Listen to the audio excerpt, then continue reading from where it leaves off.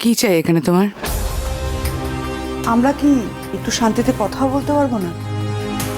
দেবজিৎ, ও কি এই লাইসেন্সটা পেয়ে গেছে? আমরা যখন কথা বলবো চলে আসবে যখন তখন? প্লিজ দেবজিৎ, এটা আমি নিতে পারছি না। যার পায়ে থাকার কথা তাকে তুমি মাথায় চড়িয়েছো, এটা কিন্তু তারই ফল। সাজির বাপের সঙ্গে আমার একটু কথা ছিল। কিসের কথা? কিসের কথা শুনি?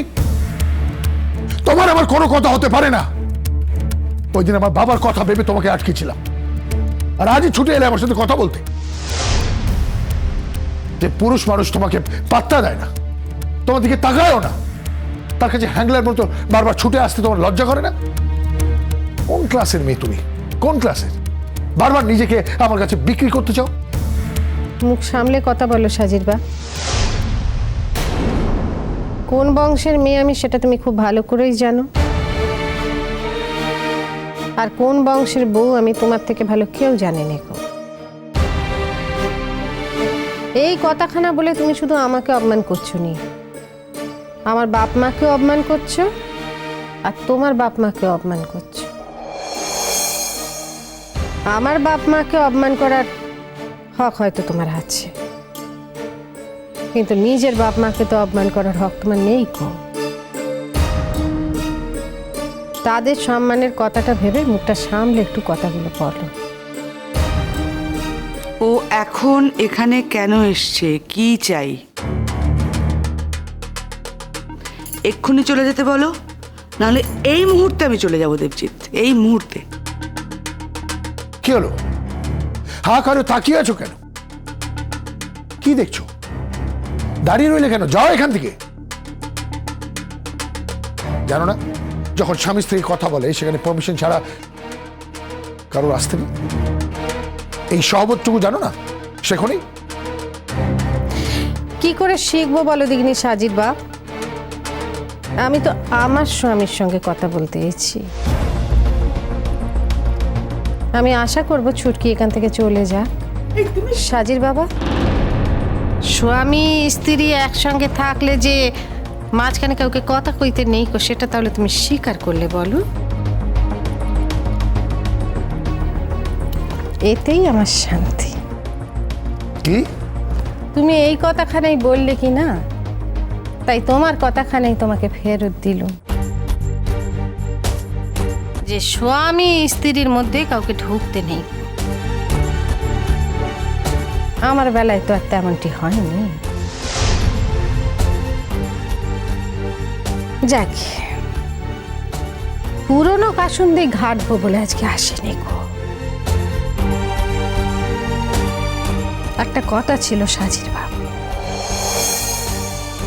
না তুমি তুমি দয়া দেখে আমাকে তা থাকতে বলেছো বলেও আমি আসিনি। আমি আমার জায়গাটা জানি, আমার জায়গাটা কোথায়। আমি খালি বলতে এসেছি যে আমি আর হেতা থাকবো নি, আমি বারাসাতের বাড়িতে চলে যাব বলেই মনস্থ করেছি। কোনোদিন তো স্বামীর নির্দেশের অমান্য করিনি, সারা জীবন ওনার নির্দেশ মেনেই চলেছি। শ্বশুর মশাই শাশুড়ি মা শিখে গিয়েছিলেন যে স্বামী যেমন তেমনই হোক না কেন, তুমি বৌমা তোমার কর্তব্যের কোনোদিন ত্রুটি করবে না। সেই বিশ্বাস, সেই শিক্ষা নিয়েই তো এতদিন চলেছি। তাই আজকে অনুমতি নিতে এলো যে আমি হেতা থাকবো নি, আর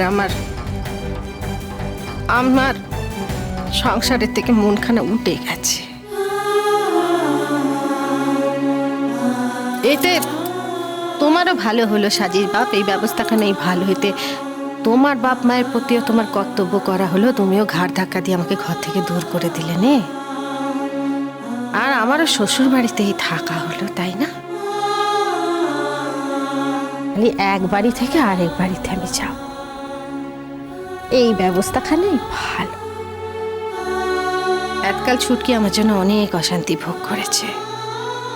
বলো ছুটকি, একদিন তুই আমার থেকে সংসারখানা চেয়েছিলি, আমি তোকে দিতে পারিনি গো। আজকে আমি তোকে আমার সংসারখানা দান করে দিয়ে চলে গেলুম।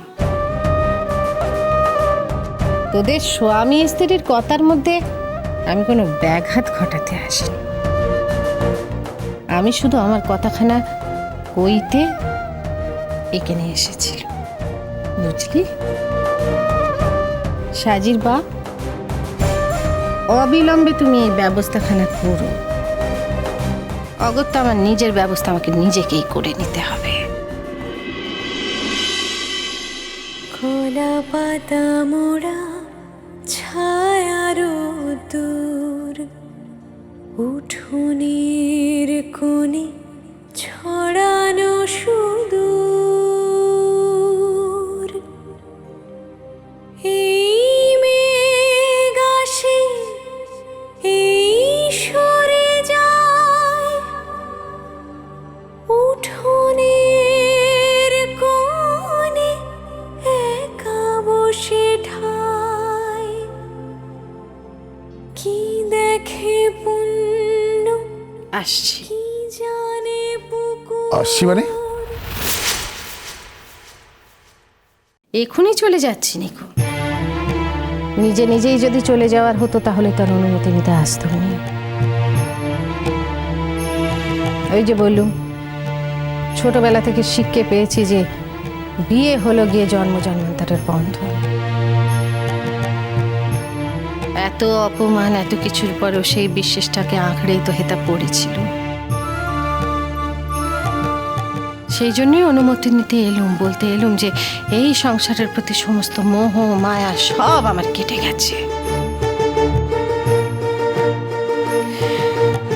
অনুমতিখানা কালকের মধ্যে দিও সাজির বাপ। আমার যে কটি জিনিস আছে টুকটাক গোছাতে তো সময় লাগবে। আর হ্যাঁ, আমি একা মেয়ে মানুষ হতে গিয়ে থাকবো, সেই জন্য ভাবছিলাম যে বগ্নটাকে সঙ্গে করে নিয়ে যাব। তোমাদের বাড়ি নোক বলে কথা, এমনি তো আর নিয়ে যেতে পারিনি। তাকে আমার সঙ্গে নিয়ে যাওয়ার অনুমতি দেবে কিনা সেটাও আমাকে কালকের মধ্যেই জানিও। ভালো থাকিস।